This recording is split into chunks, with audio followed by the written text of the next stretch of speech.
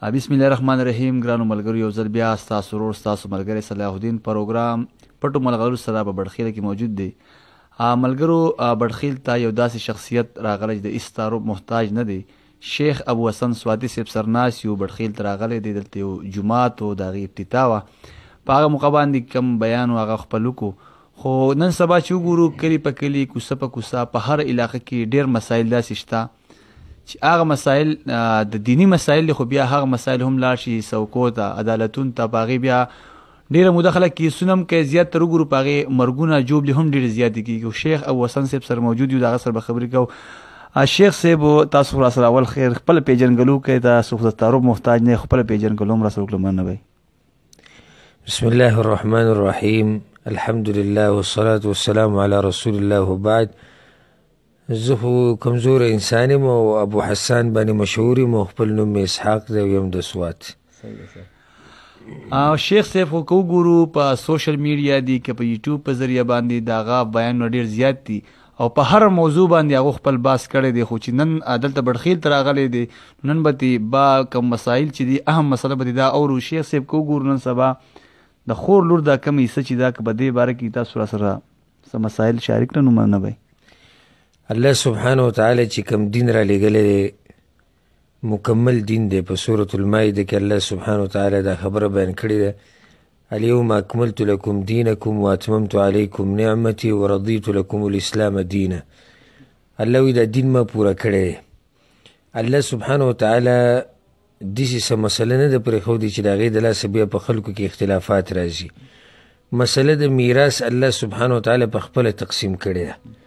تقسیم د میراث الله په دې کړی دی که چېرته الله دا تقسیم موږ ته پرېښودی دی، نو بیا داسې دی چې د انسانانو زړونه خو ټول یو شان نه دي. چا به ویله چې زیاته حصه یې ورکړه، چا به وي چې کمه یې ورکړه، چا به وي ماله ډېره، چا به وي ماله کمه، او دا خبرې به روانې دي. الله په قرآن کې په سورة النساء کې آیتونه راولېږل، باقاعده تقسیم پکې بیان شو چې د خور څومره حصه ده، د لور څومره حصه ده، چې جنۍ یوی څومره حصه ده، چې کله ډېرې شي د هغوی څو حصې دي، د مور څو حصه ده، د ښځې څومره حصه ده. ټول الله تقسیم بیان کو، خبرو ته پکې مجال پاتې نه شو. او د خبره څه اجتهادي نه دی چې موږ به محنت کوو، کوشش کوو، خور له به دومره کوو، مور له به دومره، نه، الله بیان کړې ده دا خبره. کم خلک چې ظلمن او جبرن د خور برخه نه ورکوي، نو دوی د قیامت په ورځ ذمهوار دي. الله سبحانه وتعالی به ترې تپوس کوي.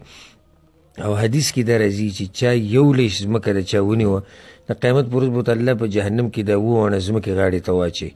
نو د خور، لور، مور، ښځې څومره چې زنانه دي، دې ټولو خپله برخه ده په میراث کې.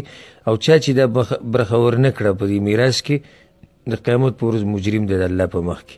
او بل دا خویندې دوکه کول په دې باندې چې تا به عمرې له ولېږمه او تاله به سامان والم او تاله به کټ والم او ته خیر د پای زور زبردستی راوسته خپلې برخې به ماپ کول، دا ټول ظلم دی. او که مال لږي او که ډېري، د هغې برخه ده کومه چې ور الله ورکړې ده.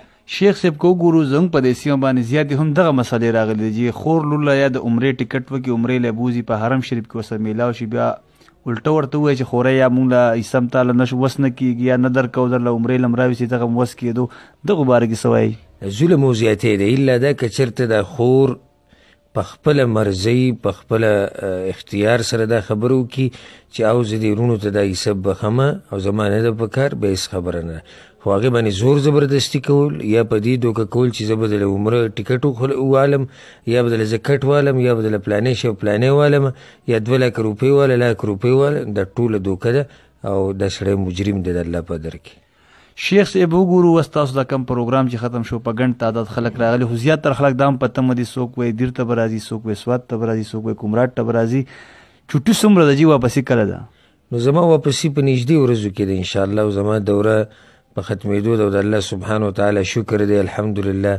څه تقریبا 2 هفتې دوره وه پاکستان کې او ډېره کامیابه دوره وه او مختلفې علاقې پکې موږ ولیدې. پېښور کې پروګرامونه وشو 2-3، او بیا په مردان کې پروګرامونه وشو، په سوات کې پروګرام وشو، په بټخیله کې پروګرام وشو، او نور داسې ډېرې علاقې دي چې پکې الحمدلله پروګرامونه وشو. نو الله دې دا کم محنت چې موږ لږ ډېر کړی دی، الله دې قبول کړي. شیخ صاحب، که وګورو نن سبا زیاتره نوجوانان چې دي د سوشل میډیا د لارې ډېر ښه طرف ته هم روان دي، خو زیاتره وګورو ډېر خلک چې دي بې باکۍ طرف ته روان دي. نوجوان له اخره کې څه میسج ورکړي؟ نوجوانانو ته اخري میسیج دا ورکوم چې تاسو د ټول قوم سرمایه او د قوم اصل سرمایه هغه د ځوانان دي، زموږ مستقبل د ځوانان دي. بوډاګان خو هسې هم د عمر په اخرنۍ برخه کې دي. نو زه دې ځوانانو ته دا وایم چې د خپله ځواني د الله سبحانه وتعالی دین دپاره استعمال کوي، د خپل قوم خدمت وکوي، د خپل ملک خدمت وکوي، د خپل وطن خدمت وکوي، د خپلې ژبې خدمت وکوي او کوشش وکوي چې کم احکامات قرآن او حدیث کې د ځوانانو دپاره راغلي دي الله سبحانه وتعالی دې په هغې باندې تاسو ټولو ته د عمل کولو توفیق درکړي. کوشش کوئ چې په هغې باندې عمل وکړئ. ډېره مننه شیخ صاحب د ټیم راکولو چې بارک الله فیکم. الله دې ستاسو حفاظت وکړي او د کتونکو دې الله حفاظت وکړي او الله دې تعالی توفیق درکړي چې ته دغه شان دیني پروګرامونه په دې خپل چینل باندې نشر کړي. والله اعلم وصلی الله علی نبینا محمد. ملګرو دا و شیخ ابو حسن سوادي صاحب دا خبرې تاسو واورېدې. شیخ ابو حسن سوادي صاحب داسې یو شخصیت دی چې د هېڅ تعارف محتاج نه دی. همیشه به تاسو بیانونه په سوشل میډیا ډېر زیات تر کتلي، خو موږ هم غوښتنه کول چې موږ همیشه په خپله پاڼه باندې ستاسو سره قسمه قسم پروګرامونه شریک کوو چې په هغې کې که د کونډو اواز وي، که د غریب ولس اواز وي او که د علما کرام وي. نو راغلي وو د هغو کم مسایل چې وو هغه ستاسو سره موږ شریک کړه. زموږ کوشش دغه دی چې موږ ښه میسج چې دی به د خپله پاڼه د خلکو سره شریک کړو.